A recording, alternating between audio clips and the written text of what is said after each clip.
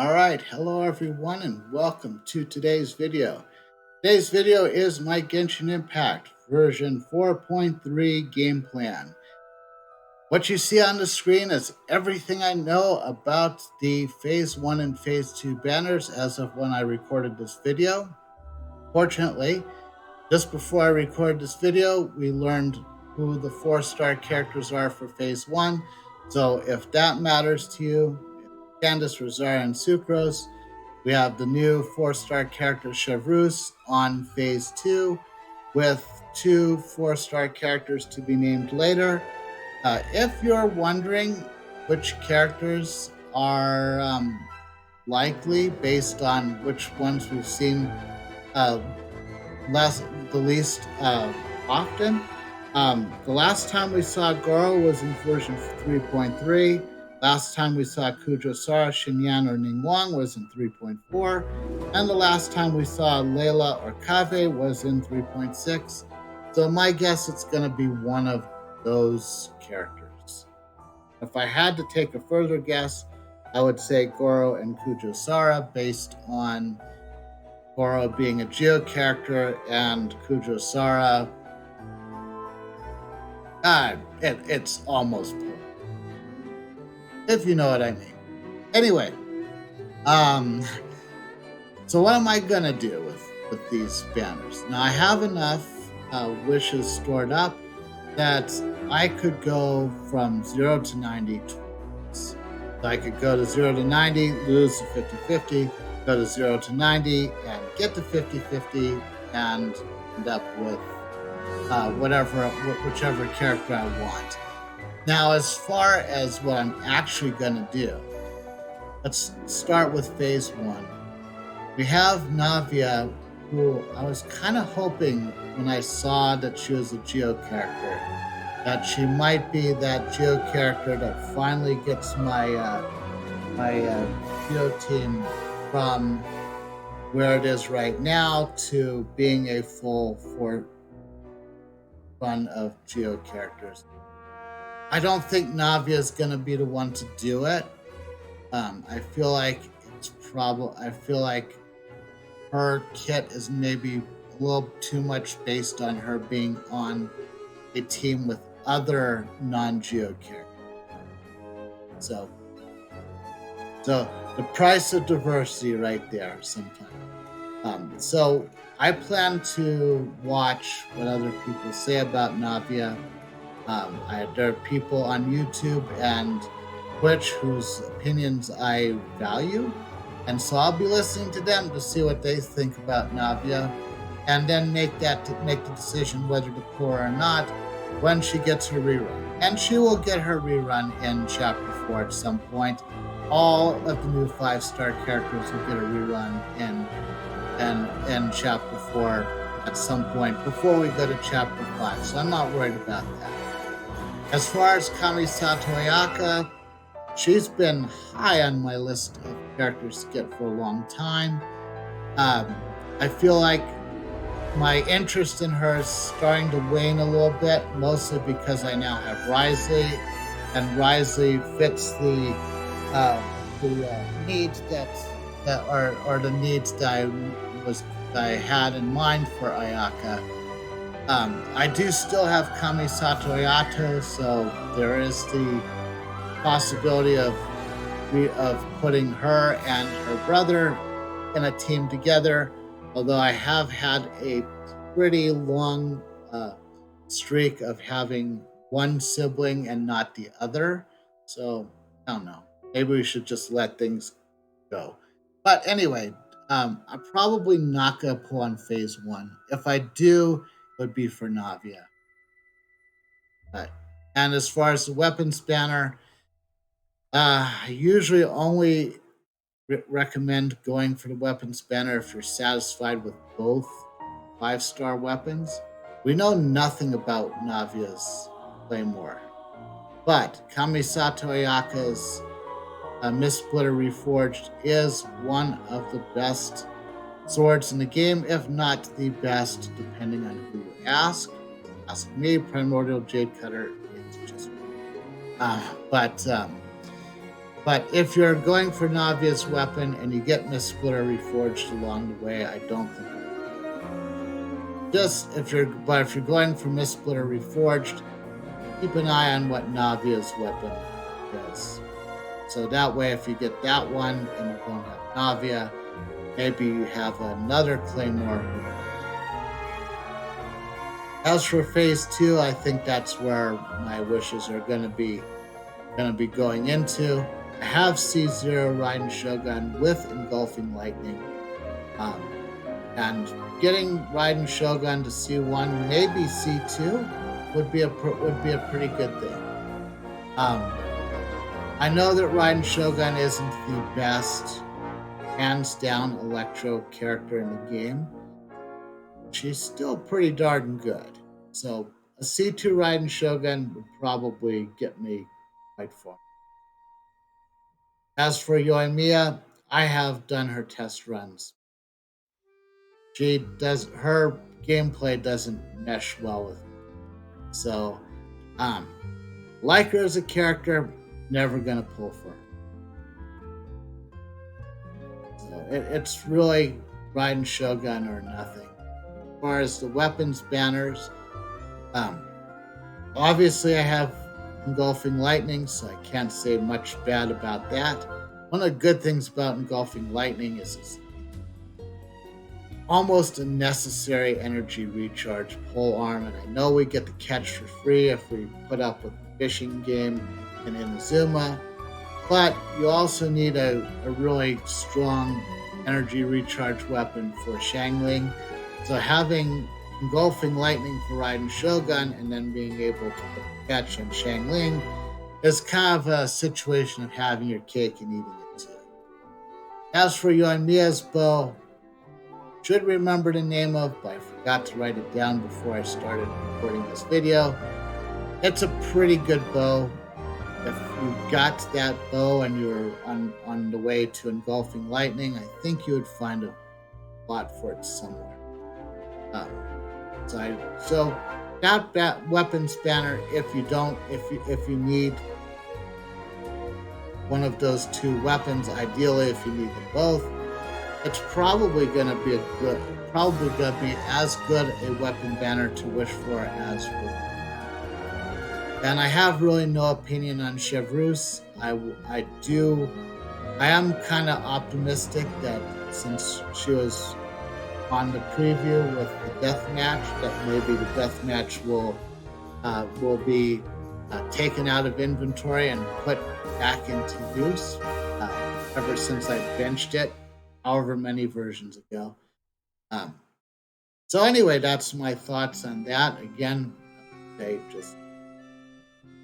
I'm gonna go for Raiden Shogun, but in Phase 2, if you want to go for the weapons banner, great idea. I think that's a great idea. Anyway, before we go to my Kanban board, a word on the flagship event. I think the flagship event is probably going to, the writing is kind of on the wall. I think the flagship event is going to spoil the ending of Archon Quest Chapter 4 Act 5 if you haven't gotten there yet. I know there's people who have been diligently keeping themselves out of Fontaine for as long as humanly possible.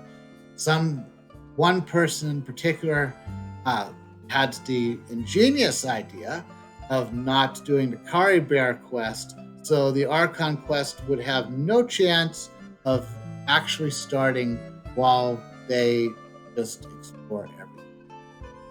But having said all that, if spoilers are a problem for you, flagship event might not be something you'll want to play. Just saying. So whatever you need to do, you need to do. But I know some people need to know everything that's going to happen in the story before it actually happens. Got no problem with that. It's not how I do things, but people want to do it that way. Whatever floats your boat. Okay, so I have to level up Farina in version 4.3. There's really nothing I need to put in front of Farina right now. Arguably, I should have done Farina before I did Dea. The reason I did Dea first was because I was just when I pulled Dea kind of by accident by losing 50-50. I just gave her a bunch of artifacts that I had built previously that didn't have a home, and thought, oh, I want that semi-intransient matrices thing. That wasn't too hard to do. Now I figured it'd go pretty easy, pretty quickly. What I failed to realize was that I'd have to pretty much glue myself to the chair to get all of those sand grease pupa out of all of those tunnels in the desert. So, but it's done now, and as long as I don't ever pull Hatham, I'll never have to do it again. So Farina, she in order to level her up to 90, I do need to complete the new boss that was added as part of this patch, 4.2 patch. That is, we have a lot of bosses in Fontaine and most of them just have one character that they feed into. Curious. We're probably not going to get many more new bosses now for Fontaine. I'm kind of surprised that we got so many of them all at once. I don't technically have enough Barunda Lazarite, although by the time I complete this will be done too. Lake Light Lilies, they don't seem to be too hard to find. I did kind of try to keep myself out of the new area of Fontaine, but flagship event was the breaking point of like, okay, now we've got to go. So Lake Light Lilies don't seem to be terribly hard to find. I've gotten most of them already, so I don't think getting the rest of them is going to take that much time. It'll certainly take more time to get the bosses. So, as far as the second character, since I do a maximum of 2 characters per version, I will probably pull Toma into the raid to start to go second. Now, Charlotte would be a good choice as well. However, with having done a lot of cryo characters recently, my Shavada Jade is pretty much toast right now, and Charlotte requires the experimental field generator to level up, and that drops the Geo gemstone, which would be great if Navia was the one assigned to that. I feel like we're on a bit of a problem with Navia as far as leveling up, since the experimental field generator, which generates Geo, has been used twice already. So I have a feeling Navia is going to end up somewhere where she's not going to be generating Geo. Oh well. So I've got I want to get some more time to recover my Shavada Jade. A lot of that strategy is probably going to involve the weekly bosses, specifically the Wolf of the North, Signora, and Child, because they're the 3 weekly bosses, as far as I know, that drop Shavada Jade, or at least a chance to drop Shavada. Toma, I need his artifacts, and we'll talk about it later, but the pyrohypostasis isn't that hard. I still have enough Agate that Toma's probably not going to be a problem.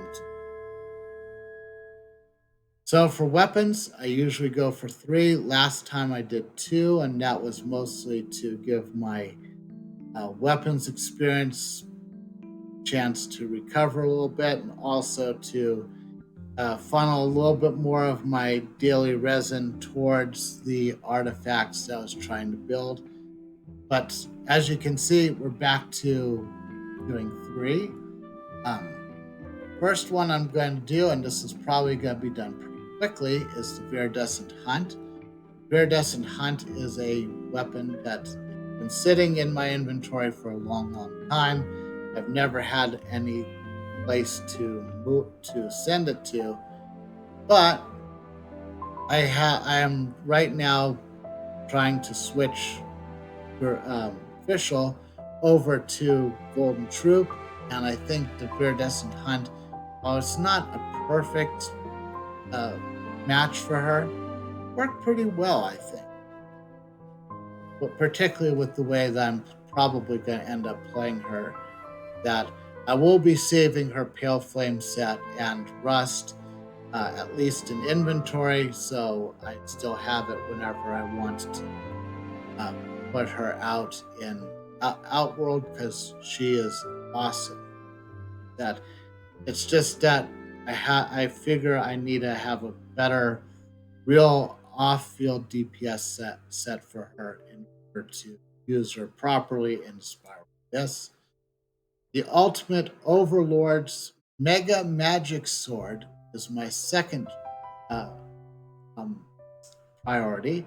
It is blocked right now because I don't have it yet, but it is the weapon that we get from completing the flagship event. So, and you get a decent boost to leveling up the event uh, weapon during the event itself. So I don't know what I'd use the sword for. I don't even know anything about it. It is a claymore. So once I get it, then I'll figure out what I'm gonna do after I. It's probably gonna, to be honest, it's probably gonna sit in. Then I have Talking Stick, which is the Battle Pass weapon I got in 4.2. It's a Sumeru weapon. Everything is, I already have plenty enough quantities. It just needs to be leveled up. Now, the reason why I'm not going to level up both Viridescent Hunt and Talking Stick straight away is that I don't want to get to a point where I'm trying to level up the event weapon and not have enough weapons experience to do that, because then that means bad things. We'll just leave it at bad things and move on to the talent level. So the big thing about talent levels, I can take 2 characters all to 6 as far as my limits go. Obviously, Farina is going to be one of them. When she gets to level 70, we can unlock that. Whichever character I choose to level up second will pull from the backlog into Ready to Start. Once that character is level 70, that done too. But aside from that, the rest of my bandwidth is going to be getting Shangling and Yunjin from talent level 7 all the way up to talent level 9. It is a little bit of overkill because I'm going to do their normals as well, but these are pretty good characters. I don't think it's not that much to do them. But worth noting, you can see that the Tuesday Friday rotation is going to be crazy busy for the talents, given that Shangling and Yunjin not only require the same rotation, they require the exact same talent, Lux, which is Diligence, if I remember correctly. And Farina requires Order, which is also Tuesday, Friday, which is also what Charlotte requires. And then Toma requires Transience, if I remember correctly. Yeah, which is Monday through Thursday. And if you look back up at the weapons, you can see Talking Stick is a Tuesday or Friday weapon as well. Hopefully by the time I'm ready to level up Talking Stick, all the talents will be done. I usually complete the talents very quickly and get them up to where I want to get them up to. There. As for artifact sets, I'm got the Emblem of Severed Fate artifacts done that I felt like I needed to get done. I did take a brief break to go back to Deepwood Memories to swap out a circlet for Yao Yao, and I got Risley's Mirashade Hunter set done, as well as Fischl and Farina's Golden Troop sets done.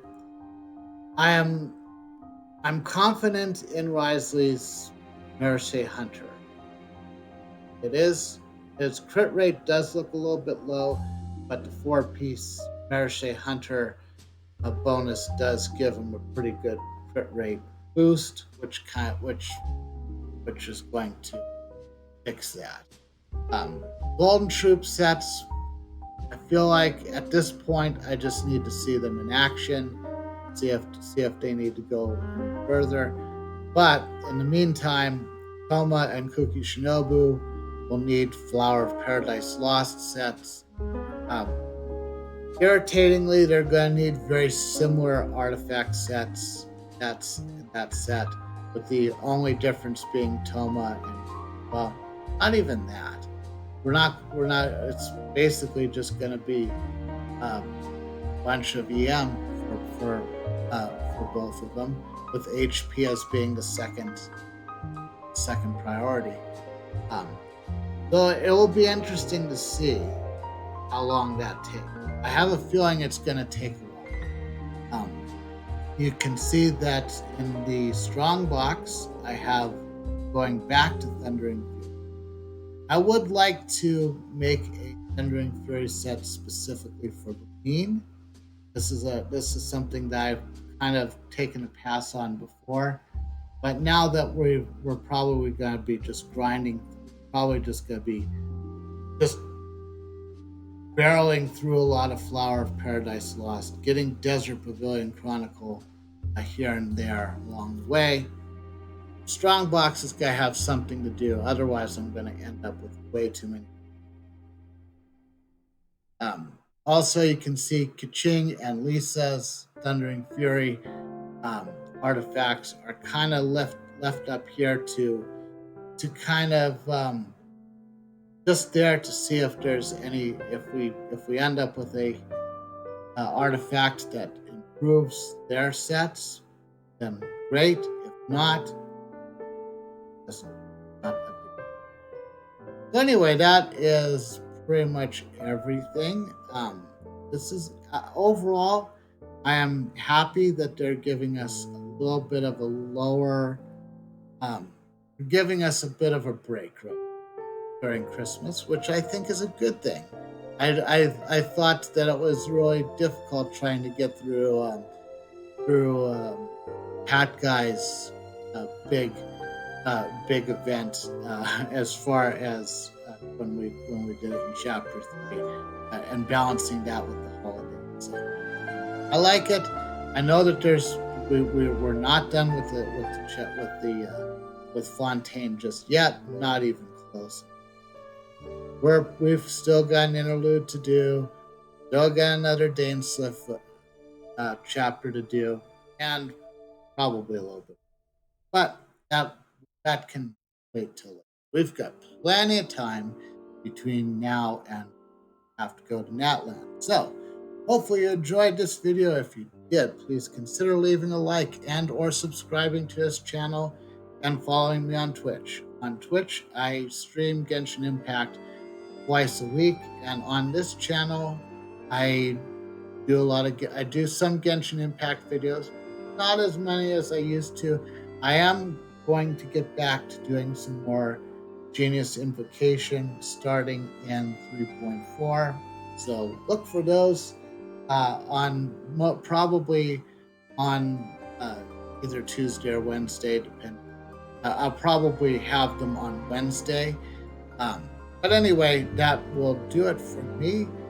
Enjoy the holidays. Merry Christmas, Happy New Year, and see you in the next one.